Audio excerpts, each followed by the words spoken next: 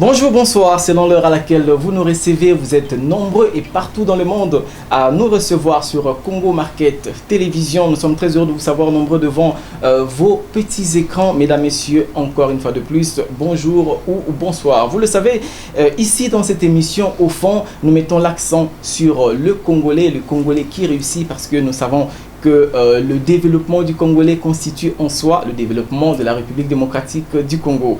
Aujourd'hui, nous allons recevoir quelqu'un, un Congolais qui a évolué pendant longtemps à l'étranger et qui s'est investi ici en République démocratique du Congo. C'est un entrepreneur et un formateur. Nous allons parler de lui, nous allons parler de son parcours. Il s'agit de Neville Mukoma. Et vous devez savoir aussi que cette émission est enregistrée dans un contexte de confinement, comme vous le savez, partout dans le monde, comment les choses se passent. L'actualité est dominée par la pandémie du coronavirus et évidemment, nous allons essayer d'en parler.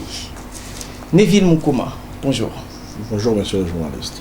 Nous allons parler de votre parcours à l'étranger, mais avant, parlons d'abord d'Africa Invest, dont vous êtes directeur général. Vous venez tout à l'heure de le mentionner, que c'est une entreprise qui est créée depuis plus de 3 ans, mais ça n'a pas commencé ici à Kinshasa. Vous êtes venu évidemment l'implanter ici, mais dans quel cadre se situe Africa Invest? Comment vous présentez cette entreprise?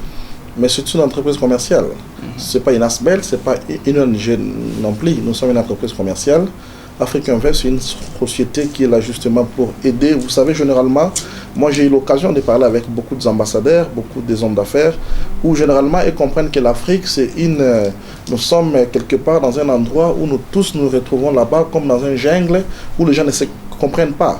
Mais il faudra justement dire à ce monsieur ou à cette dame qui n'a pas bien connu cette Afrique, de dire que l'Afrique, ce sont des pays comme les vôtres, comme la France, comme l'Italie, comme l'Europe en général, c'est ça en fait l'Afrique, mais qui est constituée, qui est composée des pays à l'intérieur.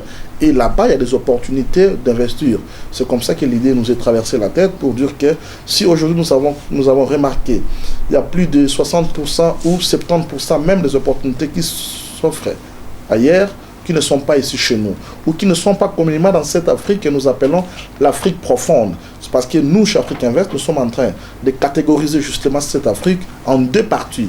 Il y a l'Afrique plus ou moins développée, là nous parlerons de l'Égypte, du Rwanda qui est en train de se développer actuellement, l'Afrique du Sud notamment, mais nous parlons aussi de cette Afrique profonde où nous avons l'Afrique centrale, nous avons les Congo, le Bénin, le Mali, tous nos pays là, c'est l'Afrique qui n'est pas suffisamment développée. Et il faudra maintenant aller puiser dans cette Afrique qui est suffisamment développée et amener cette expertise, cette nouvelle technologie, cette industrialisation, l'amener dans l'Afrique profonde. Donc la mission principale de l'Africa Invest, c'est la transplantation des entreprises. Nous sommes à la quête des entreprises qui n'ont pas compris l'Afrique, qui ne connaissent pas sur l'Afrique. Nous sommes à la quête de ces entreprises-là et amener ces opportunités dans notre chère et beau Afrique. Vous avez dit tout à l'heure que vous faites, vous parlez à ceux qui ne connaissent pas très bien l'Afrique pour les inviter évidemment à venir investir en Afrique et précisément ici en République démocratique du Congo. Ça veut dire qu'à un certain niveau, vous faites un grand travail de communication. Nous sommes avant tout, vous savez que comme on vous le dira partout ailleurs, que le monde est créé par la parole.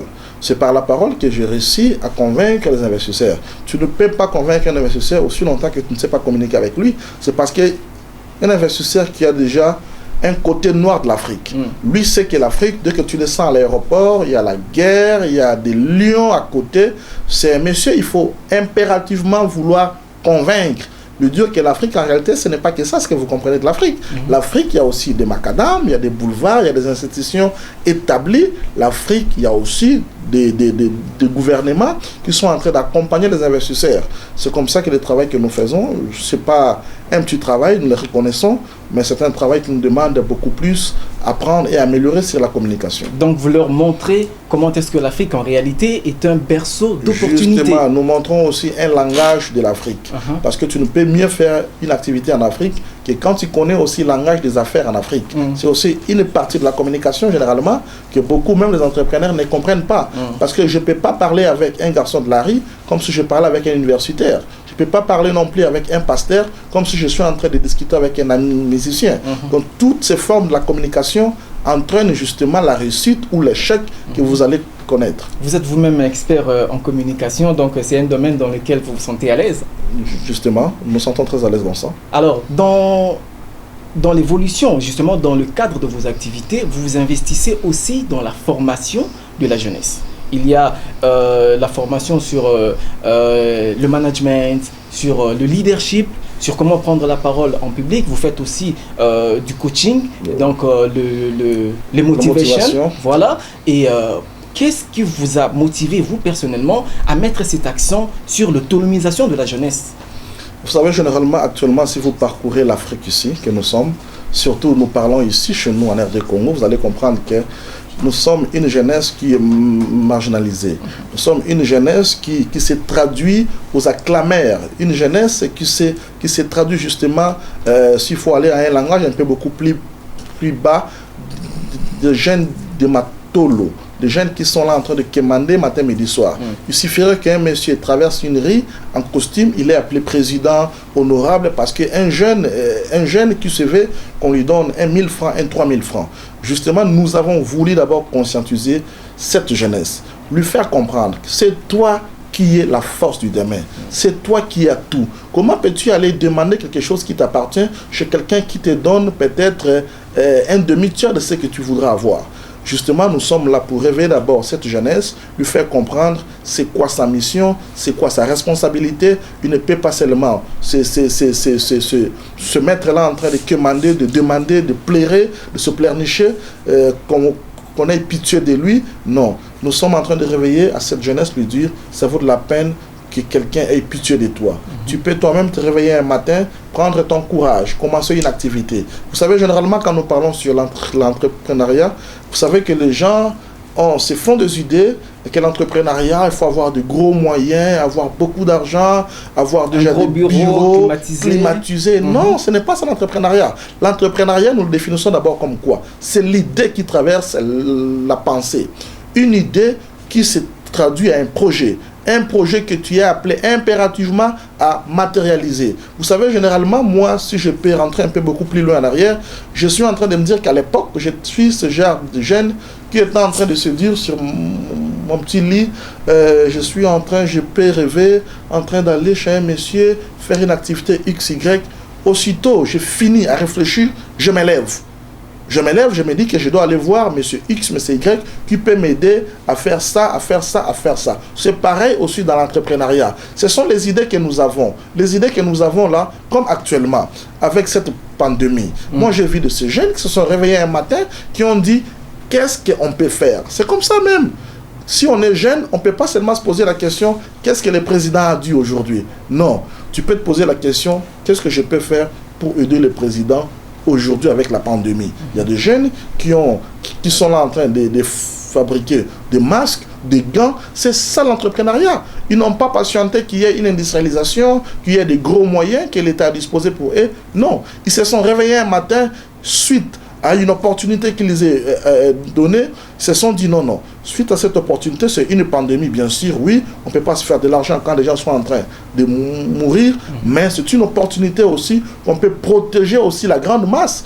Ok, je peux aller faire des masques, je peux aller fabriquer des gants, c'est ça en fait ce qu'on appelle l'entrepreneuriat. C'est entreprendre une activité que tu as réfléchi sur ça, que tu mets justement en applicabilité. C'est ce que nous appelons chez nous l'entrepreneuriat. Alors vous avez parlé tout à l'heure d'idées, ça me fait penser à un adage qui dit si vous voulez que vos rêves se réalisent, réveillez-vous et allez travailler.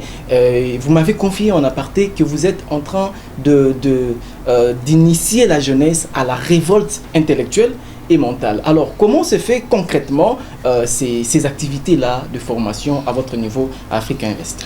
Bon, justement, ce que nous sommes en train de faire, nous avons fait la première édition qui, je vais vous relater une petite histoire. Quand nous avons officiellement appelé les jeunes, pour les appeler, ce sont les amis jeunes, nous sommes aussi jeunes, on ne veut pas se comporter au vieux. Donc, quand nous les avons appelés, il y a ceux qui sont venus, qui ont répondu généralement. Vous savez que nous avons une jeunesse qui est trop capricieuse, qui n'est pas facile aussi à gérer. Et on va dire aussi un peu attentiste, non? Justement. Une jeunesse qui veut qu'on lui fasse tout, qu'on lui dresse les lits, qu'on lui demande même est-ce que tu ne peux pas déjà aller dormir, il ne veut pas de lui-même aller faire son lit, faire tout ce qu'il peut faire pour trouver ce qu'il veut avoir. C'est une question de prise de responsabilité. Justement, c'est question de la responsabilité. C'est comme ça que nous avons appelé, il y a ceux qui nous ont traités des aventuriers, ceux qui nous ont traités, c'est quoi ça, mais ceux qui nous ont fait confiance, plus de 150 jeunes qui nous ont fait confiance, ils y sont venus. Nous avons discuté avec eux. Vous savez, aujourd'hui, quand on dit comme le sujet, prendre la parole en public, mais ce n'est pas facile. Ce n'est pas facile. Prendre la parole en public, vous devez avoir de la matière. Vous devez maîtriser aussi ça. Ce n'est pas facile. Aujourd'hui même, nous avons les autorités politiques qui n'arrivent pas à communiquer. C'est parce qu'ils n'ont pas été entraînés sur comment prendre la parole en public. Il arrive devant une foule, il est perdu, il n'a plus de message, il ne sait pas exactement quoi dire. C'est comme ça que nous avons initié ça. Prendre la parole en public, ce n'est pas pour les politiciens, ce n'est pas pour qui que ce soit. Si tu te veux un entrepreneur, demain, tu dois apprendre à convaincre. Un entrepreneur, c'est avant tout un agent de la communication. Parce que tu ne peux pas être un entrepreneur avec les produits que tu ne sais pas revendre aux autres. Si tu as un produit, tu dois réussir à les vendre. Mais comment tu le fais? Pour qu'une personne se sente impliquée à mettre la main dans la poche, de payer ce que tu veux avoir, il faut lui communiquer. Il faut lui dire, c'est comme ça, même pour ceux qui sont mieux chrétiens, sont allés plus loin pour dire que Dieu lui-même, avant de faire quoi que ce soit, il a commencé par à prononcer une parole. Il a dit que la terre soit et la terre fut. Il a dit que le ciel soit et le ciel aussi y était. C'était pour dire que tout commence par une communication. S'il n'y a pas déjà une cohérence dans la communication, tout est foutu. C'est comme ça que nous tenons d'abord à remercier tous ces jeunes, ces participants qui nous ont fait confiance et qui ne sont pas sortis aussi dessus. Ils sont sortis. Moi, je reçois les messages sur WhatsApp, sur Facebook, qui nous félicitent que ça a été vraiment quelque chose de très capital pour eux. Ils ont appris quelque chose. Et c'est cette jeunesse-là, nous voulons maintenant inculquer cette culture.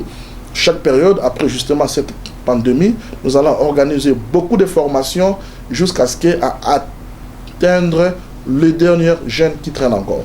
Alors, pour vous, Neville Mukoma, quelle est la place que vous donnez à l'entrepreneuriat dans une société? Dans notre société, par exemple. Et vous savez, généralement, ce n'est pas l'État qui crée du travail. Ce n'est pas l'État. Si vous prenez ici ensemble avec moi, nous comptabilisons ce qui appartient à l'État comme entreprise. Nous avons SNEL, Régie des eaux, nous avons le ministère, le GFREM. On ne peut pas, dans une république comme celle-ci où nous sommes 80 millions d'habitants, tu ne peux pas compter que sur l'État. L'État est là pour nous arranger les infrastructures, pour améliorer l'accompagnement de l'entrepreneuriat, pour améliorer l'accompagnement des investisseurs. Mais l'État ne crée pas du travail. Si moi j'ouvre aujourd'hui Afrique Invest, nous sommes là, nous avons 3, 4, 5, 6 personnes que nous embauchons. Nous organisons des formations. C'est pour encadrer un grand nombre. Si vous allez en Europe, en Afrique du Sud, vous allez trouver que ce sont les jeunes de 25 ans, de 30 ans, de 35 ans qui ont créé des activités et l'État les a accompagnés. Mais nous sommes dans un État où, si vous vous mettez tout simplement à demander, comme nous sommes avec vous sur cette émission ici, qu'envoyez vos demandes d'emploi. Mais le lendemain, tu en reçois plus de 50 000. Donc c'est impossible qu'on vous engage. C'est vraiment impossible. C'est comme ça que nous, l'entrepreneuriat a une place prépondérante dans la société, que chaque jeune doit comprendre, il doit initier quelque chose. Il doit commencer une activité, il doit initier une activité qui peut faire à son tour d'embaucher 3-4 jeunes et réduire aussi au même moment le chômage. Mais derrière, le financement ne peut pas poser problème, ne peut pas être un handicap pour l'évolution. Évidemment, un jeune peut avoir une pensée, mais peut être bloqué parce qu'il n'a pas de financement. Comment pallier à ça? Je ne crois pas que pour réfléchir, il faut qu'on te finance pour réfléchir. Non. Pour réfléchir, tu n'as pas besoin que tu sois financé pour réfléchir. Non. Réfléchis d'abord. C'est comme ça que nous avons même dit officiellement dans nos amis qui nous ont fait confiance que si vous avez un projet, approchez-nous. Approchez-nous, nous allons discuter sur les financements. Si on peut les financer, on va le faire. Mais si on trouve qu'on n'a pas assez de moyens, on peut aller auprès des institutions financières qui peuvent accompagner. Mais la question ici, c'est d'abord commencer à initier quelque chose, commencer à concevoir un projet, commencer à nous dire que moi, le projet que j'ai conçu ici, c'est de faire des masques, mais pour bien faire des masques, ça me demande des machines, ça me demande des fils, ça me demande ça. Commencer ne fût-ce que par là. Et tu ne peux pas commencer à dire automatiquement non, je ne suis pas financé, que l'État ne m'accompagne pas. Cependant que tu croises tranquillement les bras, tu attends que l'État vienne t'aider. Non. Il faut apprendre à commencer à faire quelque chose et l'État certainement va t'accompagner. Alors, qu'est-ce qu'il faut? Parce que nous constatons, surtout à Kinshasa, il y a un certain degré de paresse vraiment accru dans le chef de la jeunesse. Qu'est-ce qu'il faut pour que ce jeune Kinois sorte un peu de ce monde d'illusion? Il faut les initier. Il faut une initiation. Vous savez que nous sommes grandis dans ce pays où nous tous, à l'époque, si nous voyons un ami jeune en train de rouler une très belle voiture, automatiquement nous disons que non, celui-là est dans des loges, est déjà initié dans un monde mystique. C'était une culture que nous devons aujourd'hui enlever ça dans les têtes des Congolais. Nous sommes dans une période de déconfinement, mais cela ne nous a pas privé de venir ici pour tourner une émission. Cela ne nous a pas privé de venir ici, certainement en prenant des mesures de prévention. Exactement. Nous avons mis nos désinfectants, nous sommes protégés en masque. Vous avez vu ici, on ne se salue pas par la main. On ne se salue pas par la main. On a gardé une distance de 1 mètre. Il ne faut pas justifier ta paresse. Ne justifie pas le mal qui t'arrive aujourd'hui. Il faut se réveiller. Nous sommes une jeunesse pour s'entraider. Aujourd'hui, moi, j'ai toujours dit que j'ai fait une conception à l'époque, je disais que jeune, réveille-toi. Et pourquoi je disais jeune, réveille-toi? Au même moment, j'ai lancé une opération, envoie ton ami à l'école. Une charge de moins pour toi. Si tu as un ami qui ne travaille pas et que toi, tu travailles, c'est chaque soir, tu verras ton ami à la porte et ça devient une charge de plus aussi pour toi. Mais quand tu encourages un ami à toi à entreprendre une activité, il devient une charge aussi de moins. Parce qu'il a une responsabilité, lui aussi à son tour, de gérer les amis, de faire autre chose. Mais un ami qui est là, un paresseux, il est là, tu vas aller te débriller, tu vas aller te débriller sous le soleil. Le soir, il t'attend pour t'appeler préso, pour te dire mon ami, tu vois, moi et toi, on jouait bien au foot, j'étais numéro 10, tu étais au numéro 9, on se faisait bien des passes, justement parce qu'il veut t'amener dans une communication de te soutirer quelque chose. Mais cet ami-là, justement, le manteau, le phénomène. Mais si cet ami avait appris sur prendre quelque chose, moi je crois qu'il sera une charge de moins pour toi. Alors nous allons parler de vous, Neville Mukoma. Vous avez eu aussi un long parcours, parce que c'est que vous êtes aujourd'hui, parce que vous avez eu aussi à travailler, à faire aussi beaucoup de sacrifices. Vous avez fini ici vos études à l'université de Kinshasa en relations internationales. Ensuite vous êtes parti en Afrique du Sud, vous avez passé 10 ans là-bas, mais vous avez réussi à entrer dans des institutions internationales. Vous avez travaillé dans une sous-commission pour la SADC, vous avez travaillé à l'ambassade de la RDC en Afrique du Sud. Comment avez-vous fait? J'étais consultant. Voilà, vous étiez consultant. Comment avez-vous fait justement pour réussir ce parcours élogieux, il faut le dire? C'est le courage. Vous savez, dans la vie, généralement, aujourd'hui, ce qui tue la majorité de nos compatriotes, c'est le courage. C'est le courage d'oser, le courage de faire quelque chose, le courage de dire que de ne pas penser qu'il y a déjà un monsieur X, Y qui a fait, qui n'a pas réussi.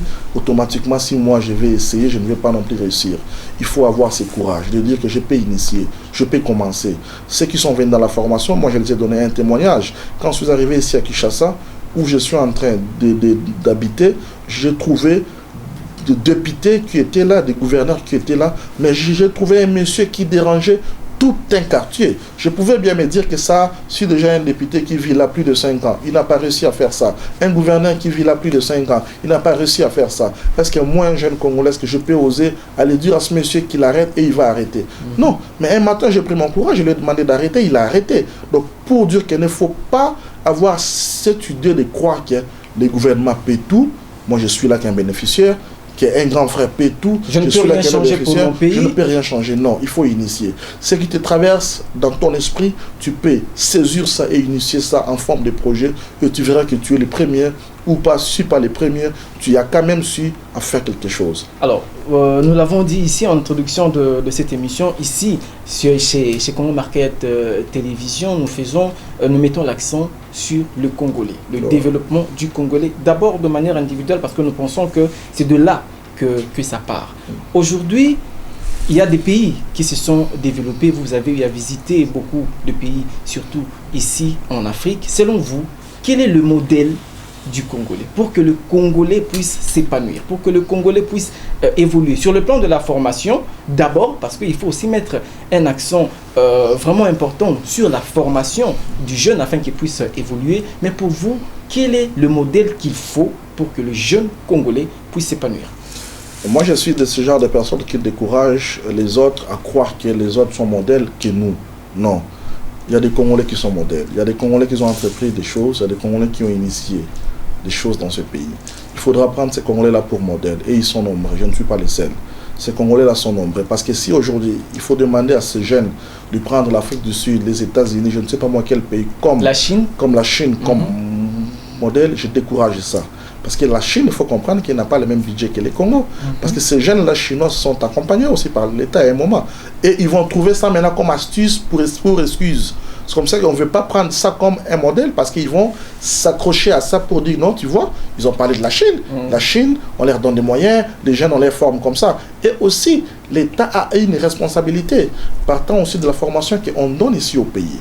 La formation qu'on nous donne ici, à l'école, moi je pense que l'État doit revoir. L'État doit revoir, apprendre aux gens ce qui est essentiel, apprendre aux gens ce qui est pratique, et non déverser les gens dans les théories qui ne finiront jamais.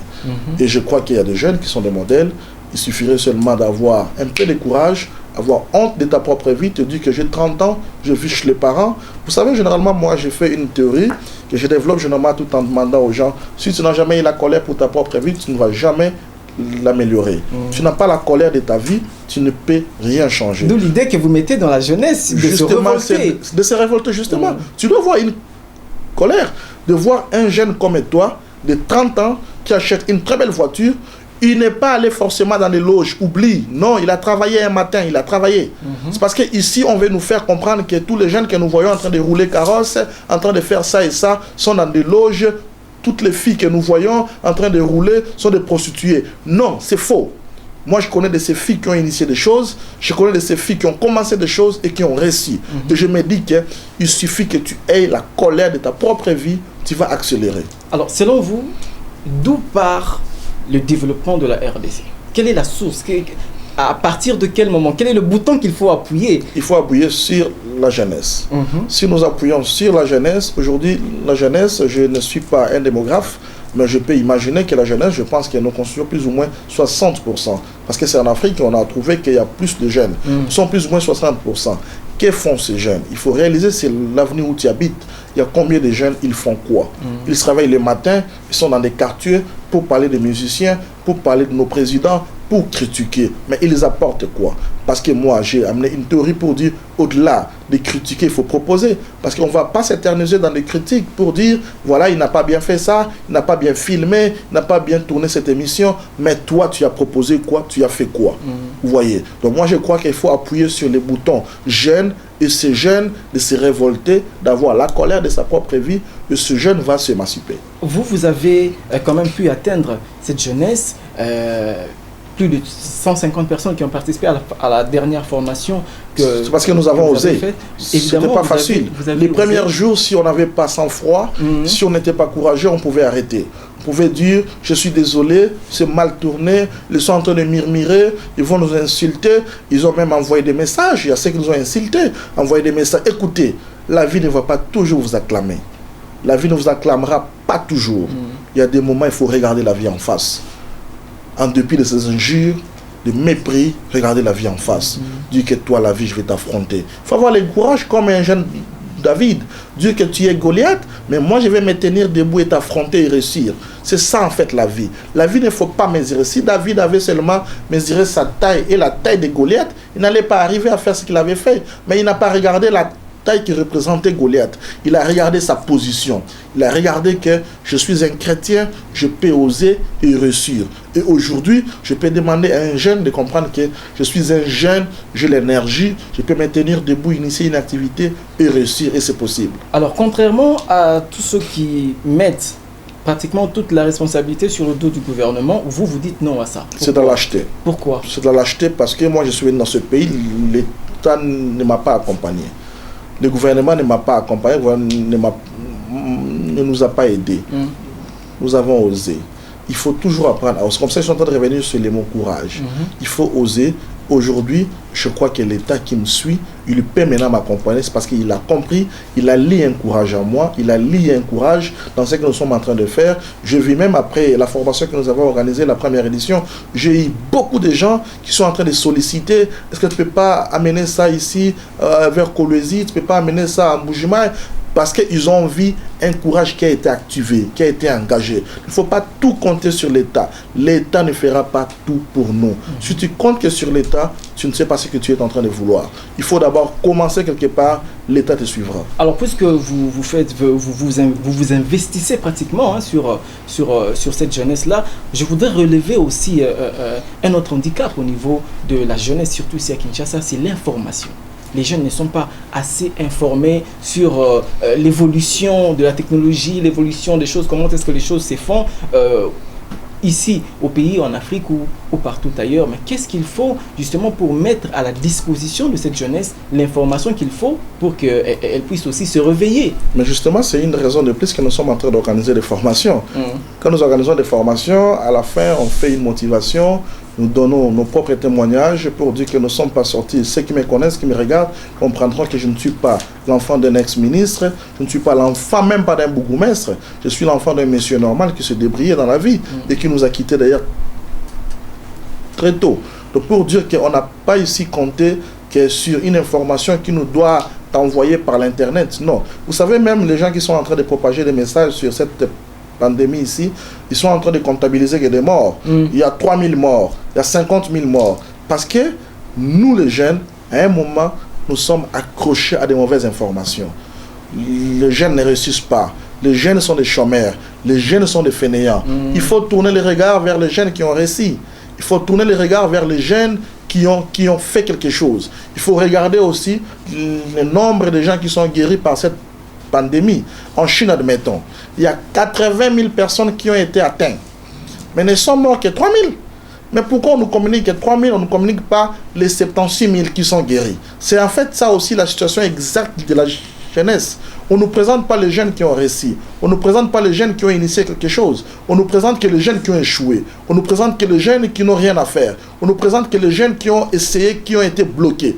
Il faut aussi leur présenter des jeunes qui ont commencé, qui ont réussi, qui sont arrivés quelque part. C'est comme ça que nous les invitons généralement, régulièrement, vous serez certainement nos partenaires dans les prochaines éditions, à communiquer sur comment est-ce qu'ils peuvent nous rejoindre dans nos formations pour apprendre qu'un jeune peut réussir sans faire quoi que ce soit de mal, ni toucher dans des fétiches, ni faire quoi que ce soit. Compter sur Dieu et engager un courage de faire quelque chose. Et encore moins être un criminel, parce que le taux de criminalité encore moins être un criminel, justement. Est important. C'est comme ça que nous parlons de méfaits de la société.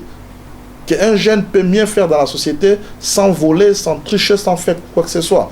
Être correct dans la société et réussir. Vous êtes un leader, pratiquement, Neville Mukoma.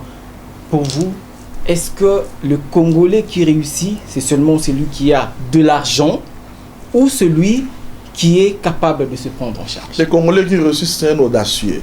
C'est un Congolais comme Neville, un audacieux qui se réveille un matin, il vient et vous dit, écoutez, rassurez-vous, tout va bien se faire.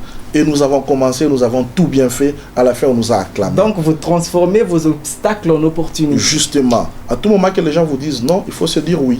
À tout moment que les gens vous disent que tu ne paies pas, il faut dire non, je paie. Il faut le dire avec beaucoup de fierté que je paie. Et il faut le faire aussi bien, le faire avec assiduité et le faire bien jusqu'à la fin. Et rassurez-vous, vous allez avoir un résultat qui est beaucoup plus meilleur que ce que les gens qui vous ont, qui n'ont pas cru en vous, ils seront même aussi étonnés. Revenons donc sur Africa Invest. Vous aviez dit que vous n'avez pas attendu l'appui du gouvernement pour que vous puissiez évoluer. Est-ce qu'on va dire que vous n'en avez pas besoin? On en a certainement besoin. On en a certainement besoin. Ça n'a pas été facile même d'organiser cette première édition. Il nous fallait vraiment faire beaucoup de sacrifices. Il nous fallait nous mettre notre propre peau parce qu'on devait faire quelque chose. Mais le gouvernement est le bienvenu. Nous sommes là à sa disposition. Il faut que le gouvernement nous accompagne en octroyant aux jeunes entrepreneurs de marché qu'on donne à ces Libanais, des Pakistanais. On doit les faire confiance cette fois-ci à cette jeunesse congolaise. Alors Neville Mukoma, j'ai noté quelque chose dans votre personnalité. Vous n'êtes pas un pleurnichard. Non, je ne me plains pas. Il ne faut jamais se plaindre. Ne te plains jamais dans la vie. La vie n'est pas constituée pour les gens qui se plaignent.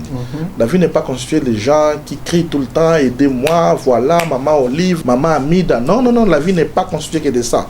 La vie, il faut prendre ses responsabilités. Regardez la vie en face et dire que toi, la vie, je t'affronte et tu affrontes la vie et tu vas lui gagner. Justement, comment trouver ce courage au fond de soi-même? Comment? Mais justement, il faut s'informer. Si tu n'as pas ce courage-là de manière innée, il faut s'informer. Il faut rester à côté des gens qui ont ce courage. Parce que vous savez, généralement, nous devenons ce que nous écoutons. Tu es devenu un journaliste parce que tu as été à IFASIC ou à IFASIC, n'est-ce pas? IFASIC, j'ai fait aussi IFASIC, voilà. Parce que tu as été là. Quand tu as quitté chez toi les premiers jours, tu n'étais pas un journaliste.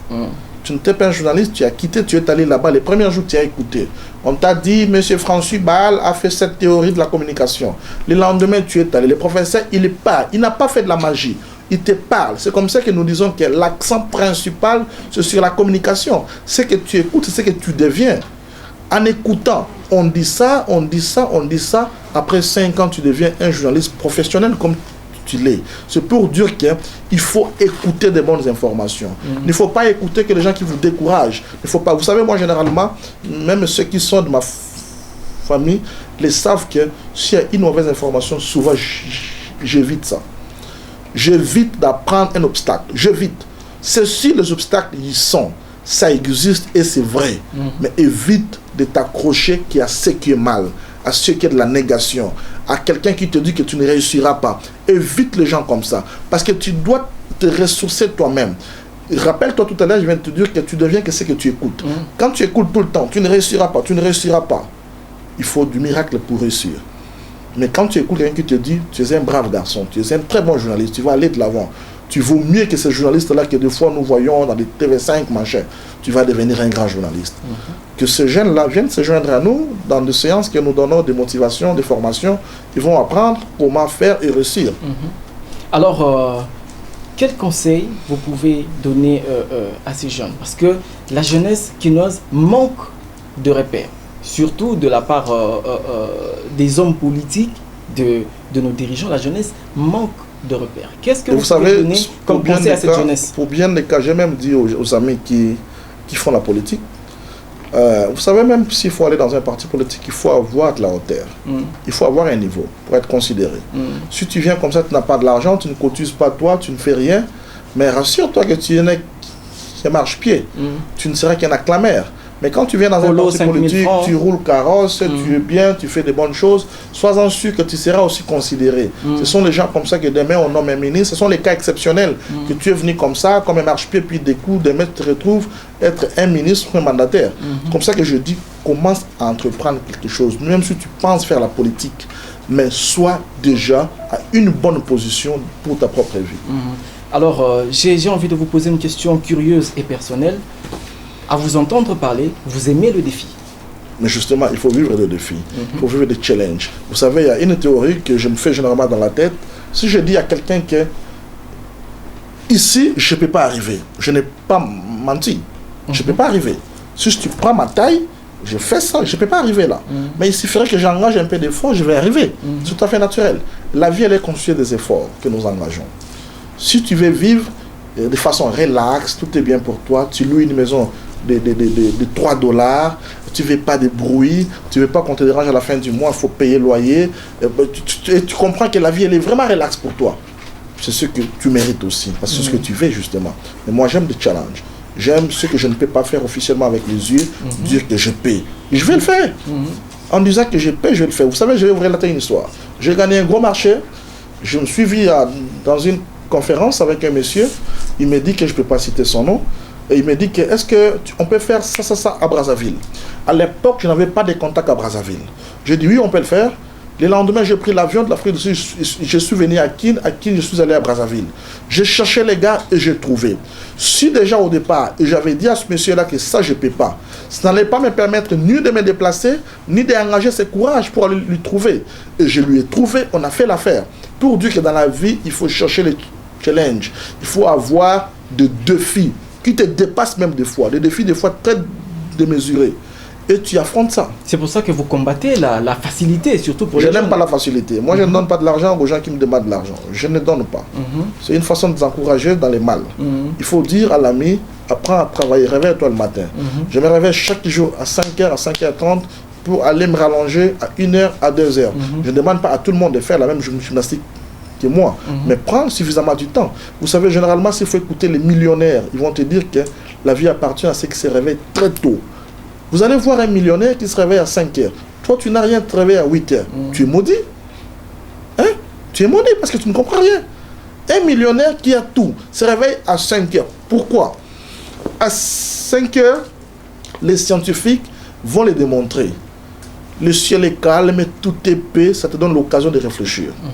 Tu peux réfléchir, faire des choses. J'apprécie ici l'ex-premier ministre ici, Augustin Matata. Matata, qui arrive dans son bureau à 6 heures.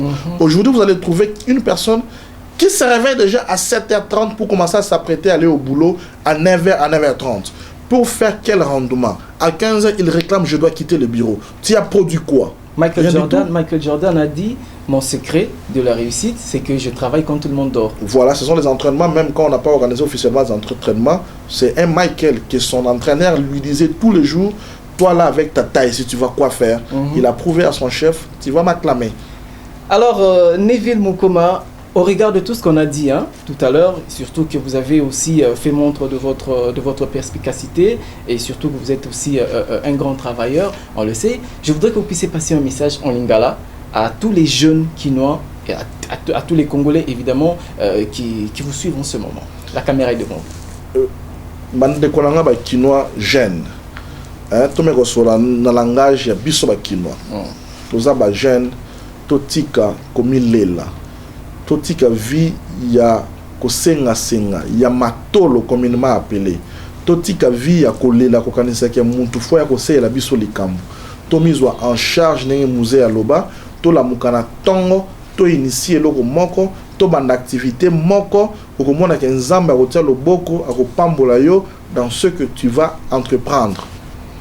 Alors Neville Mukoma, je voudrais aussi vous poser une autre question sur ces jeunes qui courent derrière les politiciens ou encore qui courent derrière la politique. Parce qu'on est en train de vivre une réalité en RDC que tout le monde pense qu'on peut réussir que par la politique. Je vous donne un exemple concret. Pour 500 sièges à l'Assemblée nationale, nous avons eu plus de 18 400 candidats.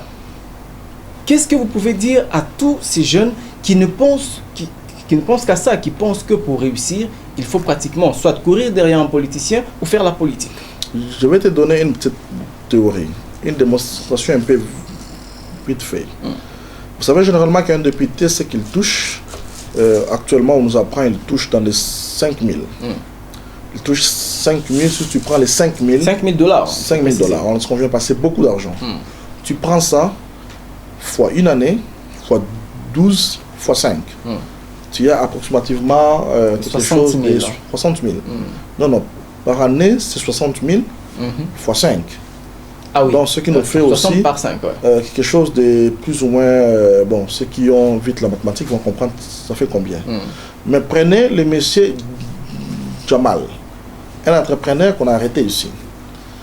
On lui a octroyé un marché de 114 millions de $. 114 millions de $, nous supposons que s'il exécute sa prestation peut-être de 2 millions, il vaut un député, fois 2, fois 3, fois 4. C'est parce que nous, les jeunes, on n'a pas la bonne information. On n'a pas la bonne information. Nous pensons que suivre la politique, c'est réussir la vie. Ou suivre les politiciens. Suivre les politiciens. Combien ont suivi les politiciens ont réussi la vie? Combien? Tu es là, c'est depuis que tu as commencé, tu es qui? On te dit chargé de mobilisation. Tu crois que c'est une grade? Non! Il est en train de se moquer de toi.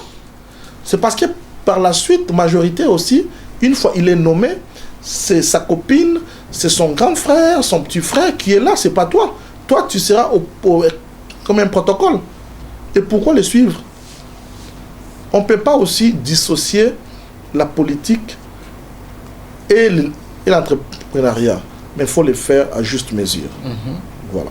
Alors, cette juste mesure, est-ce qu'on peut dire que les jeunes Congolais ne doivent pas avoir de la passion pour la politique? Je vais vous donner l'exemple de la France, par exemple. C'est un pays où pour faire la politique, il faut en avoir la vocation. Il y a de ceux qui sont initiés depuis leur adolescence. Je parle ici du président Emmanuel Macron, qui a été formé pratiquement pour devenir politicien et à la fin être président de la République. Il est devenu à 39 ans. Il a commencé pratiquement ce parcours, cette formation à l'âge de 14 ans. Mais est-ce qu'aujourd'hui on peut demander ou on peut dissuader les jeunes à faire la politique? Non, non. Ici, on ne peut pas décourager les gens à ne pas faire la politique. Parce qu'il y a ceux-là qui en ont la vocation.